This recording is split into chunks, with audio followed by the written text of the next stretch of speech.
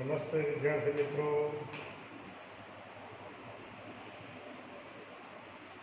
छेल्ले आपणे 10मा चेप्टरमां सूक्ष्मजीवोनुं मानव कल्याणमां फाळो ए जोयुं हतुं अने आ चेप्टरनो छेल्लो टॉपिक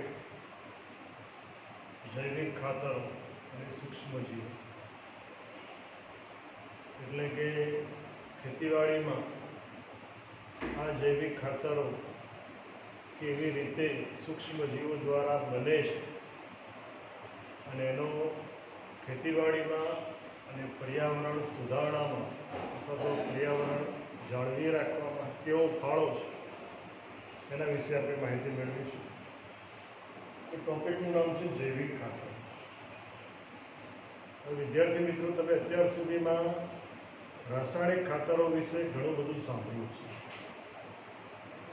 जे कारखाना के फैक्टरीओ द्वारा मोटा पाये औद्योगिक उत्पादन करीने मेळववामां आवे छे,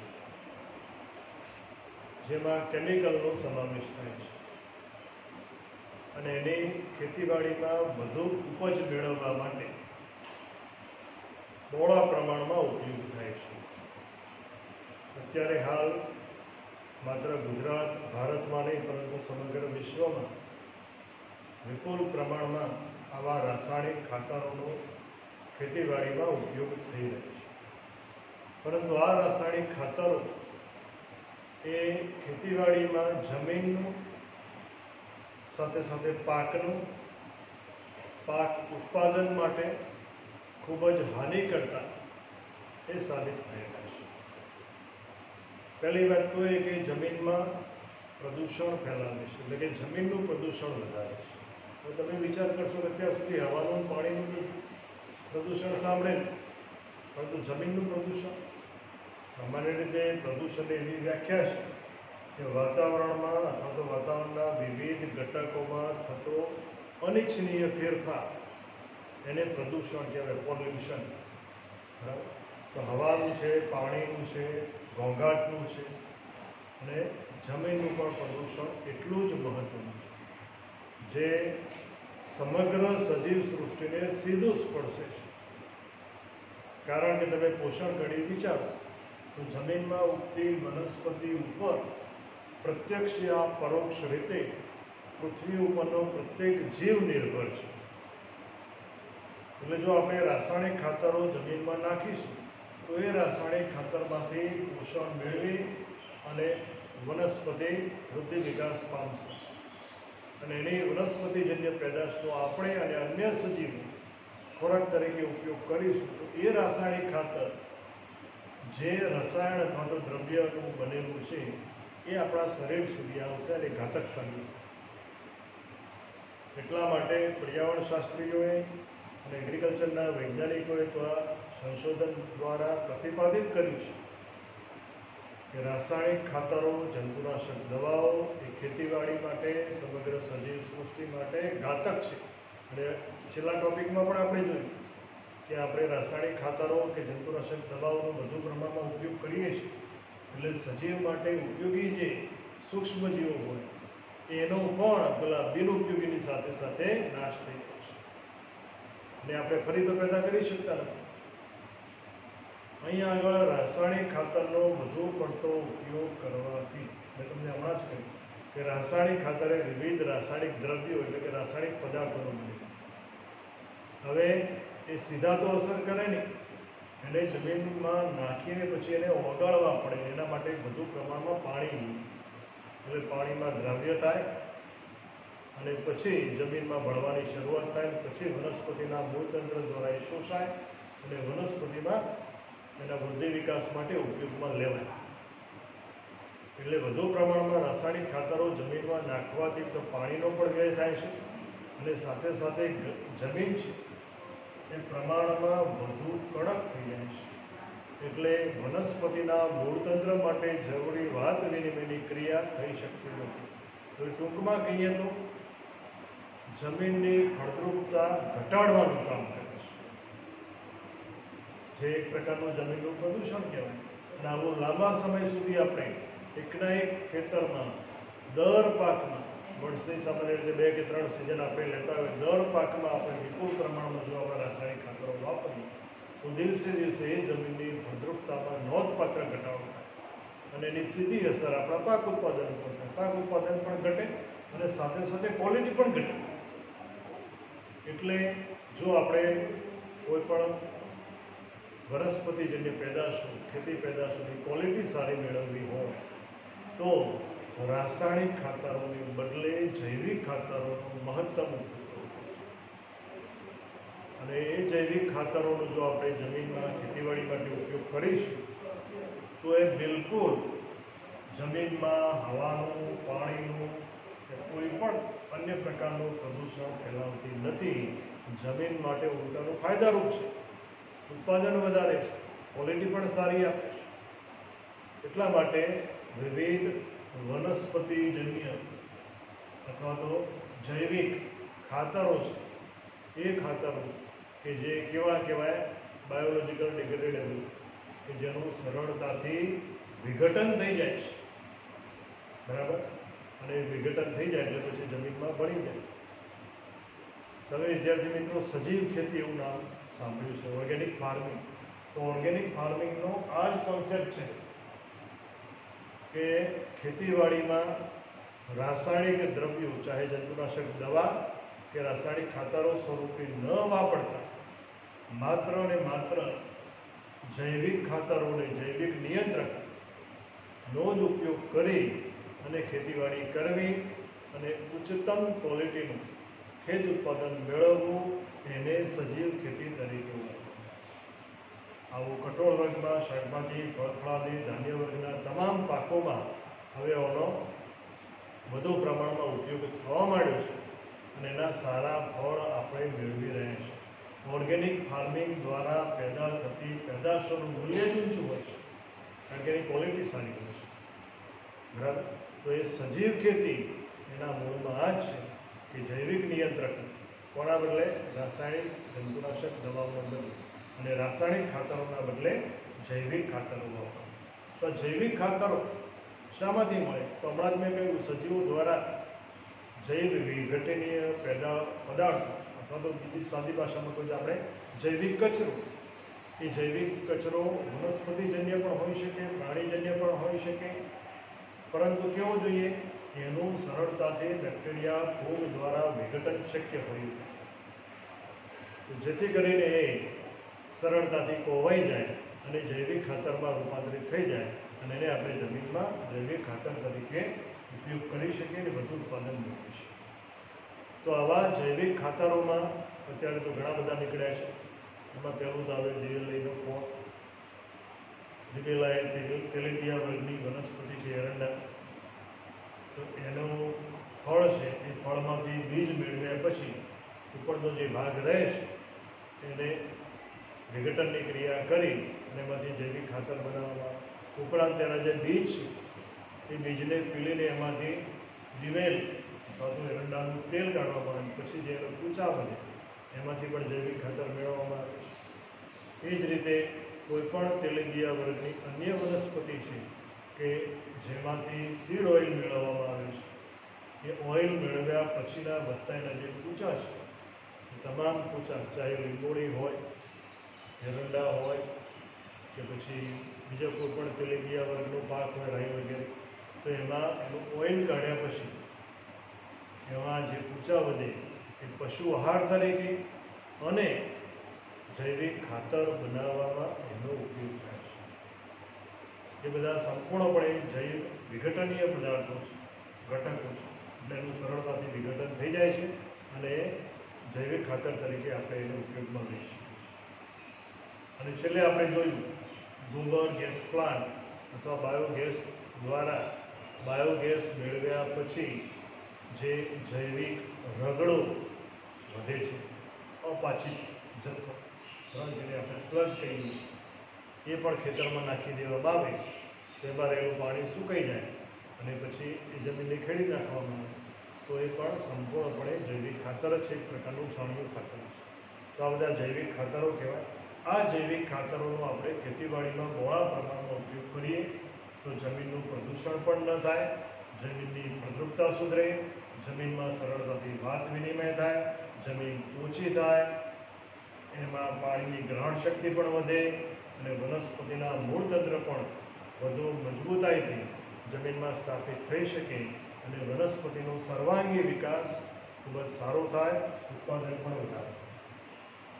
આ ઉપરાંત અન્ય જૈવિક ખાતરોમાં તમે 11મા ધોરણમાં ભણી શેરડી મૂળની વનસ્પતિ, કઠોળ વર્ગની વનસ્પતિ છે, એના મૂળતંત્રમાં જોવા મળતા કેટલાક નાઇટ્રીફાઇંગ બેક્ટેરિયા। નાઇટ્રીફાઇંગ બેક્ટેરિયા એટલે શું? હવામાંના નાઇટ્રોજનનું જમીનમાં સ્થાપન કરવા માટેના જવાબદાર બેક્ટેરિયા। હવે વિદ્યાર્થીઓ, તમે ધોરણ 11માં ભણ્યા નાઇટ્રોજન ચક્ર, બરાબર? એ નાઇટ્રોજન ચક્રમાં તમે ભણ્યા કે વાતાવરણમાં કુદરતે વિપુલ પ્રમાણમાં નાઇટ્રોજન મૂકેલો છે, લગભગ કેટલો? 78%। હવે આટલો વિપુલ પ્રમાણમાં નાઇટ્રોજનનો જથ્થો મૂક્યો છે, પણ કેવા સ્વરૂપે મૂક્યો છે? વનસ્પતિ સીધી ઉપયોગમાં ન લઈ શકે એવા સ્વરૂપમાં મૂક્યો છે, એટલે કે વાયુરૂપ મૂક્યો છે, જેનો વનસ્પતિ પોતાના વૃદ્ધિ વિકાસ માટે ઉપયોગમાં લઈ શકતી નથી। એ વાયુરૂપ નાઇટ્રોજનનું નાઇટ્રેટ, નાઇટ્રાઇટ, એમોનિયમ જેવા ક્ષારમાં રૂપાંતર કરવું જરૂરી છે અને તો જ વનસ્પતિના મૂળતંત્ર દ્વારા શોષાય અને વનસ્પતિ એનો પોતાના તંદુરસ્ત વૃદ્ધિ વિકાસમાં ઉપયોગ કરી શકે। એટલા માટે હવામાં રહેલા નાઇટ્રોજનનું જમીનમાં સ્થાપન કરવા માટે જવાબદાર બેક્ટેરિયા એને નાઇટ્રીફાઇંગ બેક્ટેરિયા કહેવાય। એ નાઇટ્રીફાઇંગ બેક્ટેરિયાના બે પ્રકાર પડી શકે યજમાનના આધારે, આપણે 11મા ધોરણમાં ભણ્યા। એક છે સહજીવી બેક્ટેરિયા, બીજા છે મુક્તજીવી બેક્ટેરિયા। સહજીવી બેક્ટેરિયા યજમાન શેરડી મૂળની વનસ્પતિના મૂળતંત્ર સાથે સહજીવન ગુજારે અને એનું ઉદાહરણ છે રાઇઝોબિયમ, બરાબર?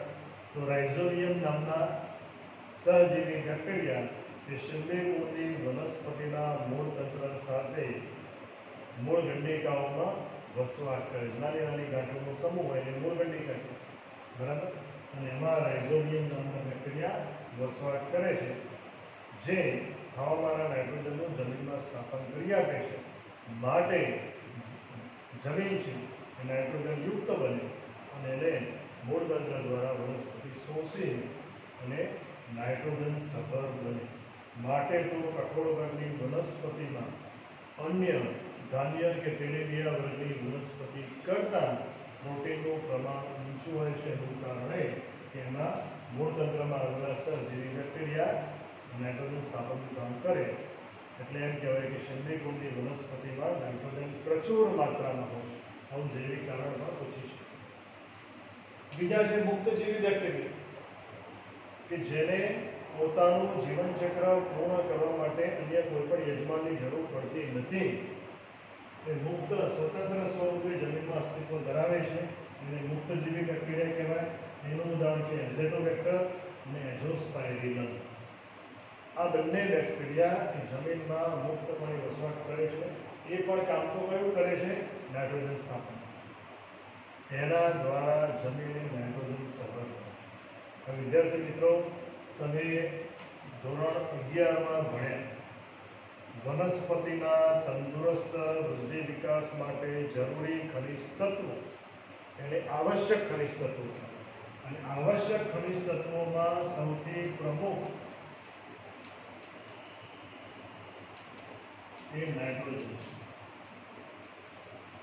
નાઇટ્રોજન ખનિજ તત્વ એ બાકીના બધા જ ખનિજ તત્વો લઘુ અને ગુરુ તમામ જે ખનિજ તત્વો છે એમાં સૌથી વધુ મહત્વનું પ્રમુખ નાઇટ્રોજન ખનિજ તત્વ છે, કારણ કે બાકીના બધા ખનિજ તત્વોની સાપેક્ષમાં સૌથી વધુ પ્રમાણમાં વનસ્પતિના તંદુરસ્ત વૃદ્ધિ વિકાસ માટેની જરૂરિયાત નાઇટ્રોજન માટે. તો તમે જાણતા હશો કે કોઈ પણ ખેતીવાડી કરનાર ખેડૂત પોતાના ત્રણેય સિઝનમાંથી કોઈ પણ પાક લેતો હોય એમાં સૌથી વધુ રાસાયણિક ખાતર કયું વાપરે છે? યુરિયા. કેમ યુરિયા વાપરે છે? કારણ કે તમામ રાસાયણિક ખાતરોની સરખામણીમાં સૌથી વધુ નાઇટ્રોજનનું પ્રમાણ 46% એ યુરિયાનું હોય છે. બાકીનામાં હોય તો કોઈમાં 16%, કોઈમાં 32%, બરાબર. આવા અલ્પ પ્રમાણમાં નાઇટ્રોજનનું પ્રમાણ છે. વનસ્પતિને તો નાઇટ્રોજન એ મુખ્ય આવશ્યક ખનિજ તત્વ તરીકે છે, જેને નાઇટ્રોજનની વનસ્પતિના તંદુરસ્ત વૃદ્ધિ વિકાસ માટે જરૂર પડવાની છે. એટલા માટે ખેડૂતો યુરિયાનો વધારે ઉપયોગ કરે. અને યુરિયાથી કોઈ પણ રાસાયણિક ખાતરથી હમણાં જ આપણે વાત કરીએ જમીન પછી બગડે છે, પ્રદૂષણ થાય. એના બદલે આવી સિંધી મૂળની વનસ્પતિમાં સહજીવન ગુજારતા અને મુક્તજીવી તરીકે અસ્તિત્વ ધરાવતા એવા નાઇટ્રીફાઇંગ બેક્ટેરિયાનો જો આપણે ઉપયોગ કરીએ તો આપણી જમીન નાઇટ્રોજન યુક્ત અથવા નાઇટ્રોજન સભર બની શકે અને એનો ઉપયોગ વનસ્પતિ પોતાના મૂળ તંત્ર દ્વારા કરી છે. એટલે આવા મુક્તજીવી જે બેક્ટેરિયા છે એ મુક્તજીવી બેક્ટેરિયા એગ્રો સેન્ટરમાં પેકિંગમાં અવેલેબલ છે, જે આપણે વાવી અને આપણી જમીનમાં છૂટા છવાયા નાખી દેવાના, પછી જમીન ખેડી નાખવાની, એટલે જમીનમાં ભળી જાય અને એનું કામ પછી શરૂ કરી દે. કયું? નાઇટ્રોજનનું સ્થાપન કરવું. કારણ કે એ મુક્તજીવી છે. એને આ પાક વાવીએ તો આ વનસ્પતિ સાથે સહજીવન ગુજારીને નાઇટ્રોજન ફિક્સેશન કરશે એવું છે જ. એ તો મુક્તજીવી છે. હા, સિંધી કુળની વનસ્પતિ વાવીશું તો જ આપણને રાઇઝોબિયમ મળશે, એ વાત સાચી, પણ આ બંને તો મુક્તજીવી છે. એટલે મુક્તજીવી પેકિંગમાં આપણને એગ્રો સેન્ટરમાં અવેલેબલ હોય એ લાવી અને આપણા ખેતરમાં એને છાંટી દઈએ, બરાબર. એટલે જમીન ખેડી નાખીએ, જમીનમાં ભળી જાય અને હવામાનના નાઇટ્રોજનનું જમીનમાં સ્થાપન કરવાની શરૂઆત કરે. એના લીધે આપણે આપણી જમીન નાઇટ્રોજન યુક્ત બનાવી શકીએ, રાસાયણિક ખાતરની ગરજ સારી છે, બરાબર. આગળ જોઈએ ગ્લોમસ. તો ગ્લોમસ એ ખૂબ સૂક્ષ્મ જીવ છે, બરાબર. ગ્લોમસ પ્રજાતિની ખૂબ છે. હવે તમે 11મા ધોરણમાં તમે વનસ્પતિ વર્ગીકરણના 3જા ચેપ્ટરમાં વિદ્યાર્થીઓ ભણે કે અનાવૃત બીજધારી વનસ્પતિના મૂળતંત્ર સાથે સહજીવન ગુજારતી ફૂગ, જેને આપણે માઇકોરાઇઝા અથવા કોટ મૂળ તરીકે ઓળખીએ છીએ, એ જ આમાં છે.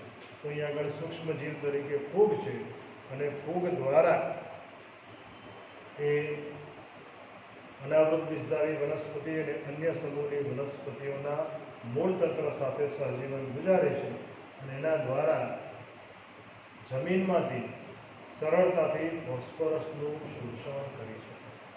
વિદ્યાર્થી મિત્રો, જૈવ ભૂ રાસાયણિક ચક્રોમાં કાર્બન ચક્ર, ઓક્સિજન ચક્ર, નાઇટ્રોજન ચક્ર, ફોસ્ફરસ ચક્ર, સલ્ફર ચક્ર બધા ચાલતા જ હોય છે. એટલે જમીનમાં વધતા ઓછા પ્રમાણમાં આ બધા ખનિજ પોષક તત્વો હોય જ. સવાલ એ છે કે જે તે વનસ્પતિના મૂળ તંત્ર દ્વારા એ શોષાવા જોઈએ. શોષાય તો વનસ્પતિ એના તંદુરસ્ત વૃદ્ધિ વિકાસ માટે ઉપયોગમાં લઈ શકે. એટલે અહીંયા આગળ ગ્લોમસ પ્રજાતિની જે ફૂગ છે એ વનસ્પતિના મૂળ તંત્ર સાથે સહજીવન ગુજારે છે. એના લીધે જમીનમાં રહેલો જે ફોસ્ફરસનો જથ્થો છે એ ફોસ્ફરસનું સરળતાથી શોષણ કરી શકે છે આ માઇક્રોરાઇઝાના લીધે. અને એને લીધે એ વનસ્પતિને સરળતાથી ફોસ્ફરસ પ્રાપ્ય થાય છે અને ફોસ્ફરસની હકારાત્મક અસર એ વનસ્પતિમાં જોવા મળે છે અને એના લીધે એ વનસ્પતિ ફોસ્ફરસ યુક્ત થાય છે અને એનો તંદુરસ્ત વૃદ્ધિ વિકાસ થાય છે.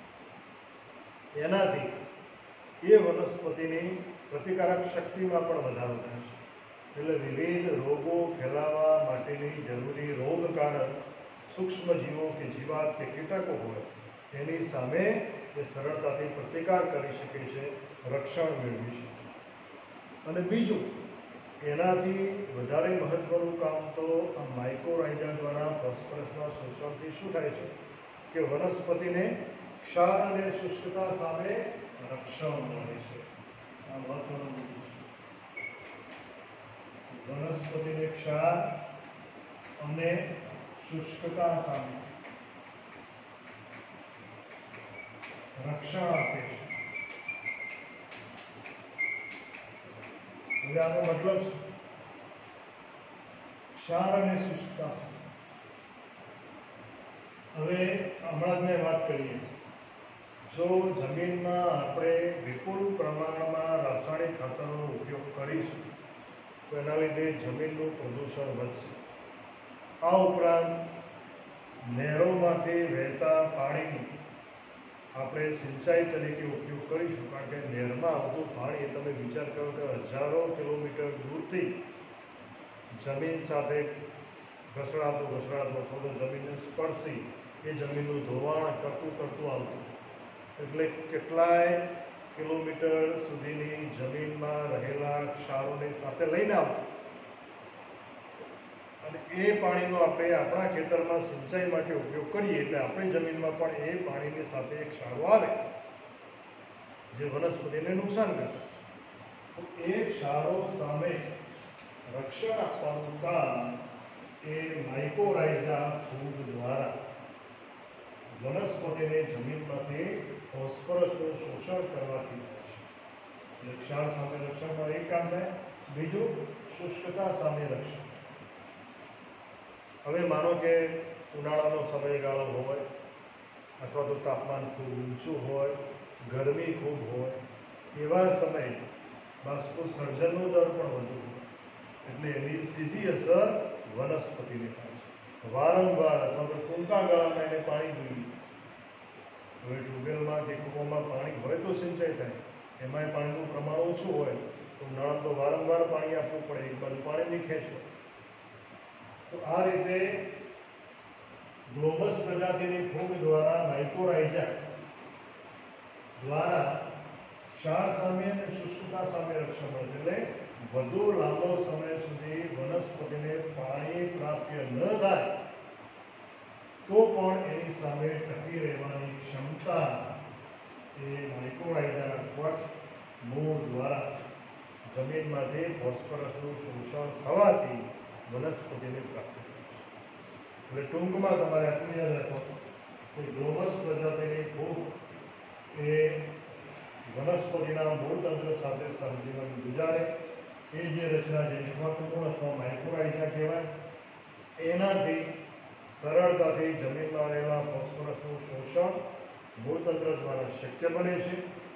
અને એના દ્વારા વનસ્પતિને જમીનમાં રહેલા વધુ ક્ષારની માત્રા અને ઊંચા તાપમાને પાણીની ખેંચ પડતી હોય એવા સંજોગોમાં પણ વનસ્પતિ સંપૂર્ણપણે ટકી શકે છે. એટલે પ્રતિકારક શક્તિમાં વધારો કરવા માટે એ જરૂરી છે. અને એના દ્વારા વનસ્પતિનો સરળતાથી સર્વાંગી વિકાસ કરી શકાય છે. અને વનસ્પતિનો જો સર્વાંગી વિકાસ થાય તો વનસ્પતિનું ઉત્પાદન પણ વધે. ત્યાર પછી આપણે જોઈએ એના વિના નોસ્ટોક અને ઓસેલેટોરિયા જેવી લીલહરિત લીલ અથવા સિયાનોફાયસી વર્ગની લીલ છે એ કેવી કહેવાય? સ્વયંપોષી છે. કેટલીક જલીય છે, કેટલીક સ્થળીય પર્યાવરણમાં પણ આપણને ઉપયોગી એવું જૈવિક ખાતર તરીકે કામ કરે છે. તો આ નીલહરિત લીલ જલીય છે, એના વિના નોસ્ટોક અને ઓસિલેટોરિયા જે નીલહરિત લીલ સમૂહની છે એ પણ હવામાનના નાઇટ્રોજનનું સ્થાપન કરવા માટે જરૂરી છે. એના વિના તો એનો ઉપયોગ પણ આપણે જૈવિક ખાતર માટે કરી શકીએ. અને એમાં ખાસ કરીને તમે જાણો છો કે ડાંગરનો પાક, હવે ડાંગર એ એવી વનસ્પતિ છે કે જ્યાં આગળ વધુ પ્રમાણમાં વરસાદ થતો હોય ત્યાં ચોમાસામાં તો ખરું, લાંબો સમય સુધી વધુ માત્રામાં વરસાદ થતો હોય એવી જમીનમાં એ થાય. જે જમીનની નિતાણ શક્તિ ઓછી, એટલે કે પાણી સતત ભરાયેલું રહેતું એવા વિસ્તારમાં, ખાસ કરીને દક્ષિણ ગુજરાત, દક્ષિણ ભારત, તો ત્યાં આગળ વધુ પ્રમાણમાં વરસાદ પડે છે, તો ત્યાં આગળ ડાંગરનો પાક મુખ્ય છે. અને કોઈપણ વનસ્પતિના તંદુરસ્ત વૃદ્ધિ વિકાસ માટે નાઇટ્રોજન તો પ્રમુખ તત્વ છે જ. તો એ ડાંગરનો પાક વાવ્યો હોય એટલે તમે બધા જાણો કે ડાંગરના પાકવાળા ખેતરમાં જે ક્યારા બનાવેલા હોય એમાં સતત પાણી ભરી રહેતું હોય, એટલે જલદ માધ્યમ થઈ ગયું. એમાં એના વિના લીલ, નોસ્ટોપ લીલ નાખી દેવામાં આવે તો ત્યાં વૃદ્ધિ વિકાસ પામે, અને એનું કામ પણ નાઇટ્રોજન ફિક્સેશનનું છે. તો એ રીતે નાઇટ્રોજન ફિક્સેશનનું કામ કરશે અને એ ડાંગરના પાકને સરળતાથી નાઇટ્રોજન પ્રાપ્ત થશે. એનો એ પોતે પોતાના વૃદ્ધિ વિકાસમાં સરળતાથી ઉપયોગ કરી શકશે. એટલે એના દેહના બંધારણમાં આ રીતે કાર્બનિક દ્રવ્યોનો ઉમેરો થશે અને કાર્બનિક દ્રવ્યોથી સમૃદ્ધ બનશે. માટે એ ડાંગરના પાકનું ઉત્પાદન પણ વધશે અને સાથે સાથે સારી ક્વોલિટી પણ પ્રાપ્ત થશે. આગળનો મુદ્દો છે વિદ્યાર્થી મિત્રો, એક કોષજન્ય પ્રોટીન. આપણે બાયોલોજીના પાછલા ચેપ્ટરમાં પણ આવ્યું છે, જેને સિંગલ સેલ પ્રોટીન તરીકે ઓળખવામાં આવે. એક કોષજન્ય પ્રોટીન. એમાં સ્પાયરુલિના નામની નીલહરિત લીલ વર્ગની લીલ છે. તમે 11મા ધોરણમાં ભણ્યા. 11મા ધોરણમાં લીલનું મહત્વ, એના ખોરાક તરીકે વપરાતી લીલ, એમાં લીલ આવતી છે તમને યાદ, જેનો ખોરાક તરીકે પણ ઉપયોગ કરી શકાય છે.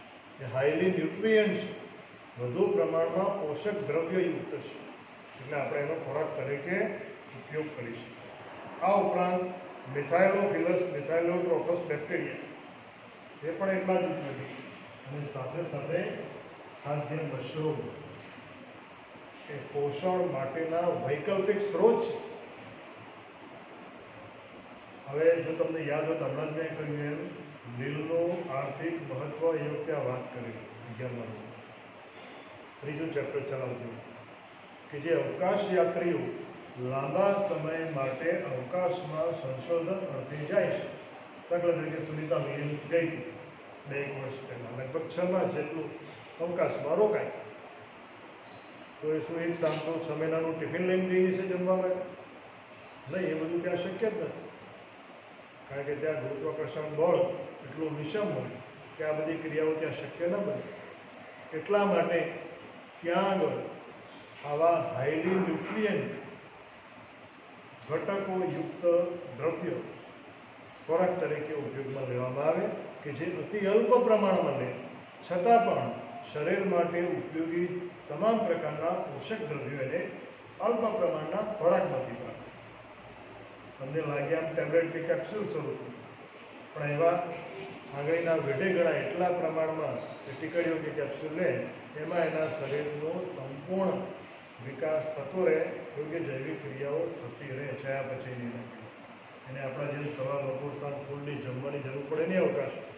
તો આ બધા કહેવાય highly nutrient single cell protein છે, કે જે વિપુલ પ્રમાણમાં પોષક દ્રવ્યો ધરાવતા એવા પોષણ માટેના વૈકલ્પિક સ્ત્રોત છે.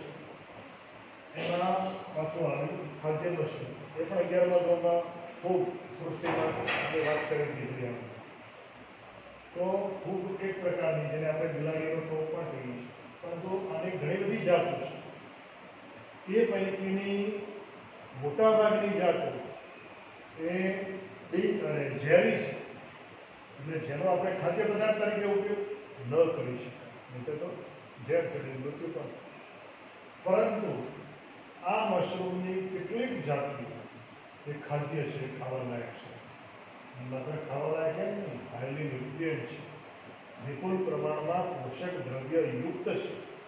તો એ માટે લખ્યું છે કે ખાદ્ય મશરૂમ તમામ નહીં, આની ઘણી બધી વિપુલ પ્રમાણમાં જાતો છે, એ પૈકીની મોટાભાગની ઝેરી છે. કેટલાક ખાદ્ય મશરૂમ જે વિપુલ પ્રમાણમાં પોષક દ્રવ્યો ધરાવે છે, જેનો આપણે ખોરાક તરીકે ઉપયોગ કરીએ તો વિપુલ પ્રમાણમાં આપણને પોષક દ્રવ્ય પ્રાપ્ત થાય છે. એટલે વૈકલ્પિક પોષણના સ્ત્રોત તરીકે વિદ્યાર્થી મિત્રો એનો આપણે ઉપયોગ કરી શકીએ છીએ. સાથે સાથે અગાઉ પણ માહિતી આવી ગઈ, પુનરાવર્તન સ્વરૂપે છે કે કેટલીક એવી આ ફૂગની વાત નીકળી છે, આપણે એ પણ જોડે જોડે કીધી. કેટલીક એવી ફૂગ છે જે વિવિધ પ્રકારના પ્રતિજૈવિક દ્રવ્યોના ઉત્પાદનમાં પણ વપરાય છે, એટલે કે સારવારમાં પણ વપરાય છે. એમાં એક તો આપણે વાત કરી એલેક્ઝાન્ડર ફ્લેમિંગ દ્વારા શોધાય પેનિસિલિન. શામાંથી મળ્યું હતું? પેનિસિલિયમ નોનેટમ. પેનિસિલિયમ એની પ્રજાતિ છે, નોનેટમ એની જાતિ છે એ, અને બીજું એસ્પરજિલસ ફ્યુમિગેટ્સ. આ બંને શું છે? ફૂગ છે. એસ્પરજિલસ ફ્યુમિગેટ અને પેનિસિલિયમ નોનેટમ આ બંને ફૂગ દ્વારા વિવિધ એન્ટીબાયોટિક્સ બનાવવામાં આવે છે અને એનો માનવ સારવારમાં ઉપયોગ કરવામાં આવે છે. આ ઉપરાંત આપણે એ પણ વાત જોઈ હતી કે ટ્રાઇકોડર્મા જૈવિક રીતે નિયંત્રણ કરતી ફૂગ છે, એટલે જૈવ નિયંત્રક ફૂગ તરીકે એને ઓળખવામાં આવે. જે પાક માટે ઉપયોગી સૂક્ષ્મજીવ કે કીટક હોય એનું ભક્ષણ કરતી નથી અથવા તો એને નુકસાન પહોંચાડતી નથી, પરંતુ જે રોગકારક સૂક્ષ્મજીવ કે જીવાત હોય એનો જ ભક્ષણ કરે છે અથવા તો એનો જ નાશ કરે છે, અને એ રીતે એને જૈવિક નિયંત્રક તરીકે ઉપયોગ કરવામાં આવે છે. આ ઉપરાંત આપણે જૈવ નિયંત્રક સૂક્ષ્મજીવ બકુલો વાયરસની પણ વાત કરી હતી, જે ન્યુક્લિયો પોલીહેડ્રો વાયરસ પ્રકારના છે. તો આ બધી વાતો સાથે આ ચેપ્ટર અહીંયા આગળ વિદ્યાર્થી મિત્રો પૂરું થાય છે. બોર્ડમાં જૂના ગુણાંકન મુજબ અગાઉ પણ મેં કહ્યું હતું 7 ગુણનું પૂછાય છે, પરંતુ 4 ચેપ્ટર ડિલીટ કર્યા છે, એટલે એ 4 ચેપ્ટરનું ગુણાંકન બાકીના ચેપ્ટરોમાં વિભાજિત કરવામાં આવશે. એટલે આનું 8 થી 9 ગુણનું બોર્ડની પરીક્ષામાં પૂછાઈ શકે, એટલે તમારે ખાસ તૈયાર કરવાનું. બરાબર? એટલે પરીક્ષાની દૃષ્ટિએ અગત્યનો એવો પાઠ છે. સાથે સાથે હવે પછીના નેક્સ્ટ પીરિયડમાં હોમવર્કના પ્રશ્નો પણ મૂકીશું, જે તમારે તમારી હોમવર્કની નોટમાં લખવાનું છે અને એના ફોટા પાડી PDF બનાવી અને અમને સેન્ડ કરવાનું છે. જ્યારે પણ શાળા ખુલશે ત્યારે હોમવર્ક સ્વરૂપની એ તમારી તૈયાર થયેલી નોટ અચૂક માંગવામાં આવશે. આ ઉપરાંત ધોરણ 12 A, B, Cમાંથી ધોરણ 11માં પ્રમોશન લઈને 50% કરતાં ઓછા ગુણ સાથે જે વિદ્યાર્થી પાસ થયા છે એમની સ્લો લર્નરની બેચ પણ બનાવીશ. એ સ્લો લર્નરના તમામ વિદ્યાર્થીઓને પણ ફિઝિક્સ, કેમિસ્ટ્રી, બાયોલોજીનું હોમવર્ક 1 કરતાં વધુ વખત તૈયાર કરવા માટે લખવા આપવામાં આવે છે. એ વિદ્યાર્થીઓને પણ ફોન કરી યાદ દેવડાવીશું.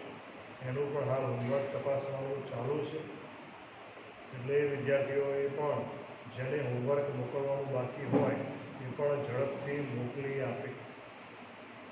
બરાબર?